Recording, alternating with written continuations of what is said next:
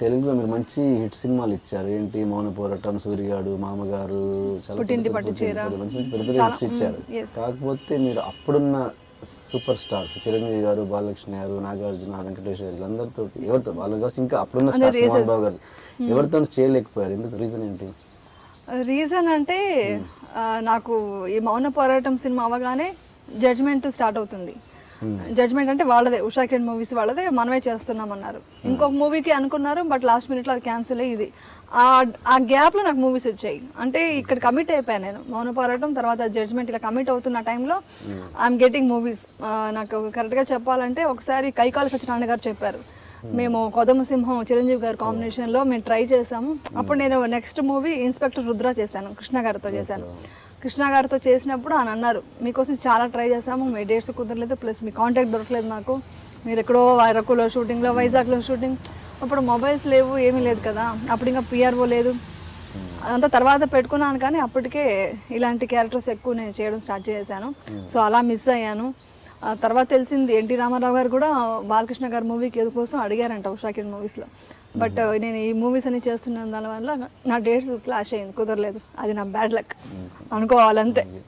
లేకుంటే ఇది కూడా టచ్ అయ్యి ఉండేది, ఒక స్టార్స్తో కూడా వర్క్ చేసే అవకాశం ఉండేది.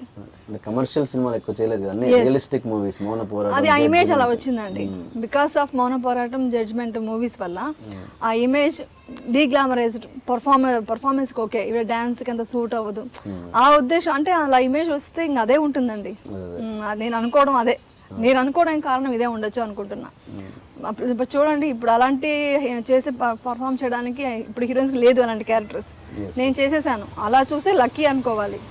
మౌన పోరాటం, ఎర్ర మందారం ఎంత మంచి మూవీ, పుట్టింటి పట్టు చీర, చాలా ఇప్పటికీ ఆడియన్స్లో మాత్రం చాలా మంచి ఫ్యాన్స్ ఉన్నారు, మంచి పేరు ఉందండి బికాస్ ఆఫ్ ఆ మూవీస్. కమర్షియల్స్ మూవీస్ చేయలేదని ఫీలింగ్ ఉంది కొంత. నిజమే, తెలిసి చేసిన తప్ప తెలియక చేసిన ఇదా? తెలిసి తెలియంది అని కాకుండా కమిట్మెంట్, సిచ్యుయేషన్స్ అలా క్రియేట్ అయ్యింది అంతే. ప్లస్ ఆ టైంలో ఇది కూడా వచ్చింది, ఇండస్ట్రీ అంతా హైదరాబాద్ షిఫ్ట్ అవ్వాలి, ఈ స్ట్రైక్లు వేరే చాలా వచ్చాయండి. ఈ స్ట్రైక్ల వల్ల షూటింగ్స్ ఎన్నో మంత్స్ షూటింగ్ లేదు. ఒక్కసారిగా మీకు ఒక సినిమా హిట్ అవుతే ఎలా ఉంటుందంటే ఇండస్ట్రీలో, ఒక సినిమా హిట్ అవ్వగానే ఇమ్మీడియట్గా 10 సినిమాలు బుక్ అవ్వాలి. అంటే అది ఏమైంది నా విషయంలో, ఈ స్ట్రైక్ అవ్వడం. తర్వాత ఆ టైంలో ఇక్కడ రాజమండ్రిలో ఫ్లడ్స్ కూడా వచ్చింది అనుకుంటా, 89, 90. అవన్నీ వచ్చి మొత్తం ఇండస్ట్రీ కొంచెం డౌన్ఫాల్లో ఉంది, ఆ టైంలో కన్ఫ్యూజన్లో ఉంది. నేను ఉన్నప్పుడు స్ట్రైక్స్ అసలు చెన్నైలో షూటింగ్ చేసేవాళ్ళం, అక్కడి నుంచి వైజాగ్, ఇటు తిరుపతి, ఇటు హైదరాబాద్ అలా షిఫ్ట్ అయిపోయినాయి ఇదంతా. డేట్స్ క్లాషెస్ ఎక్కువ వచ్చాయి, ఒక్క చోటు ఉండేది కాదు షూటింగ్ అప్పుడు. సో ఇవన్నీ కొంచెం అంటే సిచ్యుయేషన్స్ అంతే నేను అనడం. ఇంకేది తెలియకని కాదు, తెలిసి కాదు, కొంత తెలియక కూడా చేశాను. తెలియక చేసింది ఏంటంటే నేను మోహన్ బాబు గారి మూవీ వదులుకోవడం అలాంటిది. మోహన్ బాబు గారి మూవీ నేను ఆడదిని ఒక సినిమా చేస్తున్నాను, అందులో మూగమ్మాయిగా యాక్ట్ చేస్తున్నాను. ఆ మూవీ చేస్తున్నప్పుడు నాకు ఈ మూవీ వచ్చింది. అప్పుడు నేను మెయిన్ హీరోయిన్గా అన్ని సోలో హీరోయిన్గా యాక్ట్ చేస్తున్నాను. నాట్ ఈవెన్ డ్యూయల్ హీరోయిన్స్ కూడా ఎవరు లేరు, ఒక హీరోయిన్గానే యాక్ట్ చేస్తున్నాను. సోలో హీరోయిన్, ఎక్కువ స్ట్రాంగ్ పర్ఫార్మెన్స్ ఉన్న క్యారెక్టర్స్ చేస్తున్నాను. అలా ఉన్నప్పుడు ఈ మూవీ వచ్చి రమ్యకృష్ణ యాక్ట్ చేసింది కదా, ఆ క్యారెక్టర్ వచ్చింది, అల్లుడు గారు. ఎస్ ఆ క్యారెక్టర్ వచ్చినప్పుడు అందులో ఒక సాంగ్ చిన్న గెస్ట్ రోల్ అది యాక్చువల్లీ. అది నాకు నా మైండ్ సెట్లో ఏంటంటే, నా క్యారెక్టరేషన్ గురించి ఆలోచన ఉంది, కానీ మన రాఘవేంద్రరావు గారితో డైరెక్షన్లో యాక్ట్ చేస్తే ఎంత ఒక హైప్ ఉంటుంది, ఎంత మంచి పేరు ఉంటుంది, నేమ్ ఎంత ఇదవుతుంది, ప్లస్ మోహన్ బాబు గారు కాంబినేషన్ చేస్తే ఎలా ఉంటుంది, ఈ థింకింగ్ లేదు. ఎందుకంటే because of my age, my innocence, నాకు గాడ్ ఫాదర్ లేదు, నాకు ఇండస్ట్రీలో ఎవరు తెలియదు, మా ఓన్ డిసిషన్సే నాకు ఉండేది. అప్పుడు నా డిసిషన్ ఏంటి, మంచి క్యారెక్టర్ చేస్తున్నావు అన్న ఫీలింగ్, ఎందుకంటే బికాస్ ఆఫ్ మూవీస్, నేను చేసిన మూవీస్ వల్ల.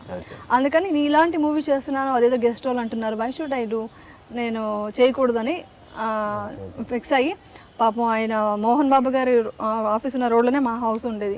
వాళ్ళ బ్రదర్ మోహన్ గారు ఎప్పుడు వచ్చేవారు, 3-4 టైమ్స్ వచ్చారు.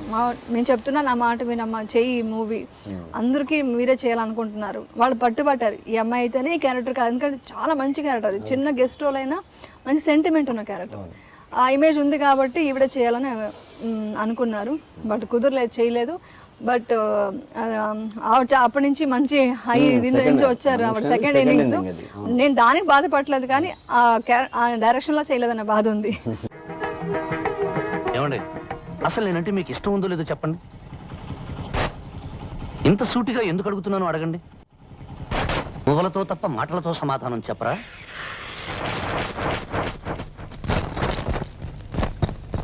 ఏమండి, నాతో నోరు విప్పి మాట్లాడడం మీకు ఇష్టం లేదా?